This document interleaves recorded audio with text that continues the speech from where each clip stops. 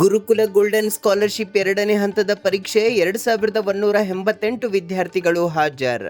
ತಾಲೂಕಿನ ಕಡಾಳ ಚನ್ನಬಸವೇಶ್ವರ ಗುರುಕುಲದಲ್ಲಿ ಭಾನುವಾರ ಗುರುಕುಲ golden scholarship ಎರಡನೇ ಹಂತದ ಪ್ರವೇಶ ಪರೀಕ್ಷೆ ನಡೆಯಿತು. ಸ್ಕಾಲರ್ಶಿಪ್ ಪ್ರವೇಶ ಪರೀಕ್ಷೆ ನೋಂದಣಿ 10,000 ದಾಟಿದೆ. ಅದರಲ್ಲಿ ಎರಡನೇ ಹಂತದ ಪ್ರವೇಶ ಪರೀಕ್ಷೆಗೆ 2,900 ವಿದ್ಯಾರ್ಥಿಗಳು ನೋಂದಣಿ ಮಾಡಿಸಿದ್ರು. ಆ ಪೈಕಿ 2,188 ವಿದ್ಯಾರ್ಥಿಗಳು ಪರೀಕ್ಷೆ ಹಾಜರಾಗಿದ್ರು. 10ನೇ ತರಗತಿಯಲ್ಲಿ ವ್ಯಾಸಂಗ ಮಾಡುತ್ತಿರುವ ಕರ್ನಾಟಕದ 20ಕ್ಕೂ ಅಧಿಕ ಜಿಲ್ಲೆ ಸೇರಿ ನೆರೆಯ ಮಹಾರಾಷ್ಟ್ರ, ಲಾತೂರ್, ನಾಂದೇಡ್, ಪರಳಿ, ತೆಲಂಗಾಣ ರಾಜ್ಯದ ನಾರಾಯಣಖೇಡ್ ಸೇರಿದಂತೆ ಮುಂತಾದ ಕಡೆಗಳಿಂದ ವಿದ್ಯಾರ್ಥಿಗಳು ಆಗಮಿಸಿ ಪರೀಕ್ಷೆ ಬರೆದಿದ್ರು.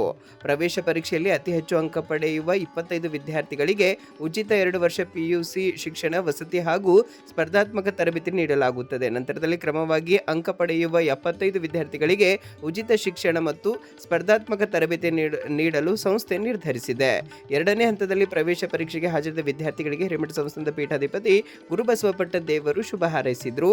ಎಲ್ಲ ಪರೀಕ್ಷೆ ಕೊಠಡಿಗಳಿಗೆ ಭೇಟಿ ನೀಡಿ ವಿದ್ಯಾರ್ಥಿಗಳಿಗೆ ಧೈರ್ಯದಿಂದ ಪರೀಕ್ಷೆ ಬರೆದು ಗೋಲ್ಡನ್ ಸ್ಕಾಲರ್ಶಿಪ್ ಪ್ರವೇಶ ಪರೀಕ್ಷೆಯ ಸದುಪಯೋಗ ಪಡೆದುಕೊಳ್ಳಬೇಕೆಂದು ಸಲಹೆ ನೀಡಿದರು. ಈ ಸಂದರ್ಭದಲ್ಲಿ ರಾಜ್ಯ ಮಕ್ಕಳ ಹಕ್ಕುಗಳ ರಕ್ಷಣಾ ಆಯೋಗದ ಸದಸ್ಯ ಶಶಿಧರ್ ಕೋಸಂಬೆ, ಆಡಳಿತಾಧಿಕಾರಿ ಮೋಹನ್ ರೆಡ್ಡಿ ಜೊತೆಗೆ ಪ್ರಾಚಾರ್ಯ ಬಸವರಾಜ ಮೊಳಕೆರೆ, ಉಪ ಪ್ರಾಚಾರ್ಯ ಸಿದ್ದರಾಮ ಗೊಗ್ಗ ಇದ್ದರು.